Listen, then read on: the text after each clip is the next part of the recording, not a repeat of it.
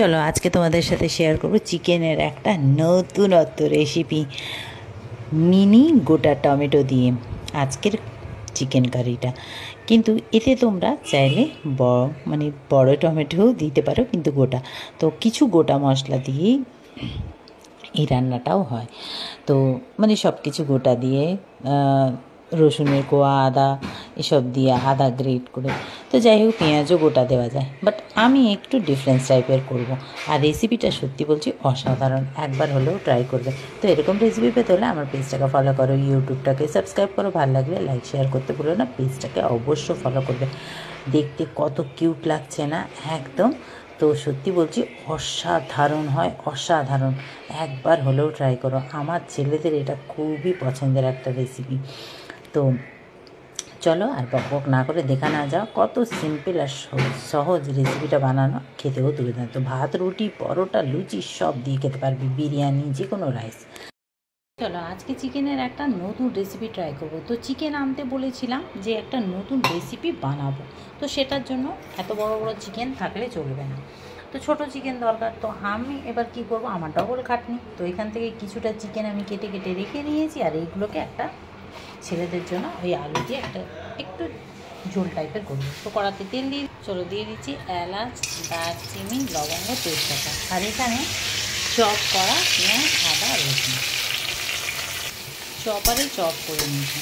এটাকে একটু হালকা লাল করে ভাজবো। পেঁয়াজটা কিন্তু পরিমাণ কম দিয়ে, চলো হালকা যেই ভাজা হয়ে যাবে দিয়ে দেবো এই বড়ো বড়ো চিকেনের টুকরো। এইবারে দিয়ে দেবো এই দেখো ছোটো ছোটো টমেটো। ছোটো না থাকলে তোমরা বড়ও দিতে পারো, গোটা আলু দিয়ে দিচ্ছি, আর কিছুটা পেঁয়াজ বড়ো বড়ো করে কাটা। এবার ফ্লেমটা হাই আছে।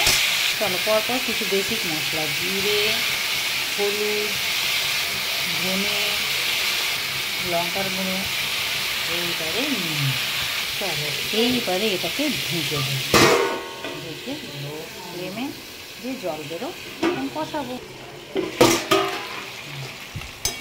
খুব একটা জল কিন্তু বেরোয়, টমেটোগুলো খুব সুন্দর সফট হয়ে যাচ্ছে। তো এইভাবে এটাকে কষিয়ে নেব। আচ্ছা, এই রেসিপিটা না আমি আমার ফ্যামিলির কাছ থেকেই শিখেছি, কিন্তু এই ছোটো ছোটো টমেটো দিয়েই এই রান্নাটা অ্যাকচুয়ালি হয়, খুব ভালো হয়। তো কষানো আমার হয়ে গেছে। আর যে ছোটো টমেটো না থাকলে করার কিছু নেই। ভাগ্যিস এই টমেটোগুলো কালকে আমার বর, ও তো বাইরে ডিউটি যায়, লাইন ডিউটি, তো ও নিয়ে এসছে যেখানে ডিউটি গেছে ওখান থেকে। তাই ভাবলাম আজকে চিকেনটা ওইভাবেই করি। এই ছোটো টমেটো সহজে এখানে পাওয়া যায় না। তো চলো এবারে জল দিয়ে দিলাম। টমেটো কিন্তু ঘাঁটবো না, এইভাবেই থাকবে। যেটুকু নরম হওয়ার, যেগুলো নরম হয়েছে সেগুলো আমি ঘেঁটে দিয়েছি। তো ব্যাস আর কি। এইবারে এটা ছেলেদের জন্য করছি, ওই জন্য বেশি ঝালও দিইনি। আর এবারে এটাকে ঢেকে দেবো লো ফ্লেমে 5 থেকে 7 মিনিট এটা রান্না হয়। চলো এটা রান্না হয়ে গেছে কমপ্লিট। বাও, দেখো কত সুন্দর হয়েছে। এটা কিন্তু অ্যাকচুয়ালি না সাদা হয়, হলুদ বা লঙ্কার গুঁড়ো না দিলে হেভি লাগে, স্টুর মতো। তো যাই হোক, তোমরা চাইলে ওরকম করতে পারো।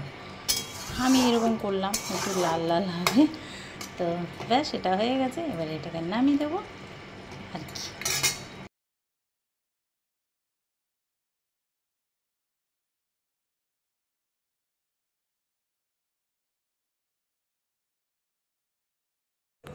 চলো রান্না কমপ্লিট।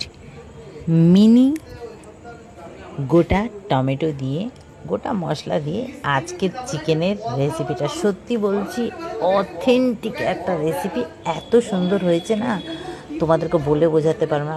আর টমেটোগুলো দেখো একদম টপা টপা লাগছে, কুলের মতো, লাল লাল কুলের মতো। যাই হোক, রেসিপি রান্নাটা তো কমপ্লিট।